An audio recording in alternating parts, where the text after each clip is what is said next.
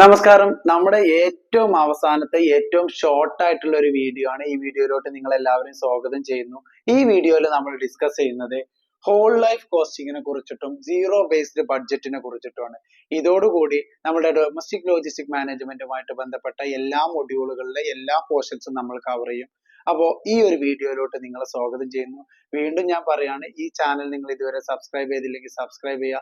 തുടർന്ന് നിങ്ങളുടെ വിദ്യാഭ്യാസ സംബന്ധമായിട്ടുള്ള ഒരുപാട് സ്റ്റഡി മെറ്റീരിയൽസും വീഡിയോസും നമ്മൾ ഇതിൽ ഷെയർ ചെയ്യുന്നതാണ്. അപ്പോൾ ഇതുവരെ നിങ്ങൾ സബ്സ്ക്രൈബ് ചെയ്തില്ലെങ്കിൽ ചാനൽ നിങ്ങൾ സബ്സ്ക്രൈബ് ചെയ്യുക.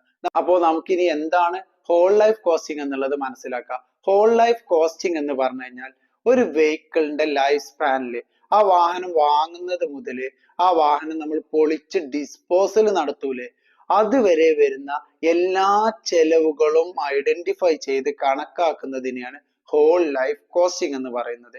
വ്യക്തമായിട്ടുണ്ടാവും വിചാരിക്കുന്നത്. Whole life costing evaluate the total cost of vehicle over its entire life span from acquisition to disposal. വാഹനം വാങ്ങിക്കുന്നത് മുതൽ ആ വാഹനം വിൽക്കുന്നത് വരെയുള്ള എല്ലാ ചെലവുകളെയാണ് നമ്മൾ ഹോൾ ലൈഫ് കോസ്റ്റിംഗ് എന്ന് പറയുന്നത്. ഇത് ഡൊമസ്റ്റിക് ലോജിസ്റ്റിക് ഓപ്പറേഷനിൽ വളരെ ഇമ്പോർട്ടന്റ് ആയിട്ടുള്ള ഒരു കോസ്റ്റ് ആണ്. അതായത് ഒരു വാഹനം റൺ ചെയ്യുന്നതുമായിട്ട് ബന്ധപ്പെട്ട് വരുന്ന ഒരു it is vital in domestic logistic for long term investment decisions like choosing between diesel and electric ട്രക്കുകൾ. നമ്മൾ ഒരു വാഹനം വാങ്ങിക്കുന്ന സമയത്ത് അത് ഇലക്ട്രിക് വാഹനം വാങ്ങണോ അതല്ലെങ്കിൽ ഡീസൽ വാങ്ങണോ പെട്രോൾ വാങ്ങണോ എന്നുള്ള ഡിസിഷൻസ് എടുക്കും. അത് എന്തിന്റെ ബേസിലാ? ഈ വാഹനവുമായിട്ട് ബന്ധപ്പെട്ട് നമുക്ക് തുടക്കം മുതൽ അവസാനം വരെയുള്ള ചെലവുകൾ മനസ്സിലാക്കിയിട്ട്, അതായത് ഒരു ഹോൾ ലൈഫ് കോസ്റ്റിംഗ് നടത്തിയതിനു ശേഷം നമ്മൾ ഈ ഡിസിഷൻസ് എടുക്കുന്നത്. ഇലക്ട്രിക് വാങ്ങണോ അതല്ലെങ്കിൽ നോർമൽ സാധാരണ വാഹനം പെട്രോൾ വാങ്ങിക്കണോ അതല്ലാന്നുണ്ടെങ്കിൽ ഡീസൽ വാഹനങ്ങൾ വാങ്ങിക്കണോ നമ്മുടെ ലോജിസ്റ്റിക് ഓപ്പറേഷൻ എന്നുള്ള ആ ഒരു തീരുമാനം എടുക്കുന്നത് ഇതിന്റെ ബേസിലാണ്. ഹോൾ ലൈഫ് കോസ്റ്റിംഗിന്റെ ബേസിൽ. എന്താണ് ഹോൾ ലൈഫ് കോസ്റ്റിംഗ്? നമ്മുടെ വാഹനത്തിന് വരുന്ന ആകെ മൊത്തം ചെലവിനെയാണ് ഹോൾ ലൈഫ് കോസ്റ്റിംഗ് എന്ന് പറയുന്നത്. ദെൻ ഇതിൽ വരുന്ന പ്രധാനപ്പെട്ട കോമ്പോണന്റ് ആണ് അക്വസിഷൻ കോസ്റ്റിംഗ്, അക്വസിഷൻ വാഹനം വാങ്ങാൻ വരുന്ന ചെലവ്. ദെൻ മറ്റൊന്ന് ഓപ്പറേഷൻ, ആ വാഹനത്തിന്റെ റണ്ണിങ് ആൻഡ് സ്റ്റാൻഡിങ് കോസ്റ്റുകൾ, വാഹനം ഓടുന്നതിനും നിർത്തിയിടുന്നതുമായിട്ട് ബന്ധപ്പെട്ട ഫിക്സ്ഡ് ആൻഡ് സ്റ്റാൻഡിങ് കോസ്റ്റുകൾ. ദെൻ അതിന്റെ മെയിൻ്റനൻസ് കോസ്റ്റുകൾ.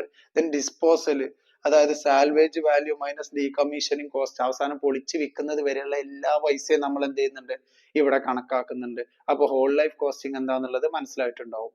ഇനിയാണ് നമ്മൾ zero based budget, ZBB zero based ബഡ്ജറ്റിനെ കുറിച്ചിട്ട് പറയുന്നത്.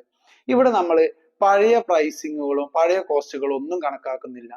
നിലവിലുള്ള സാഹചര്യത്തിൽ കറന്റ് സെനാരിയോയില് പാസ്റ്റിനെ നമ്മൾ സീറോ ബേസ് ആയിട്ട് എടുത്തുകൊണ്ട് നിലവിൽ ഈ ഒരു വാഹനത്തിന് എത്ര ചെലവ് വരും എന്നുള്ളത് നിലവിലെ സാഹചര്യം വെച്ചിട്ട് മനസ്സിലാക്കുന്നതിനെയാണ് സീറോ ബേസ്ഡ് ബഡ്ജറ്റ് എന്ന് പറയുന്നത്. അപ്പോൾ ഇത്രയാണ് ഈ ഒരു വീഡിയോയിൽ നമുക്ക് ഡിസ്കസ് ചെയ്യാനുള്ളത്.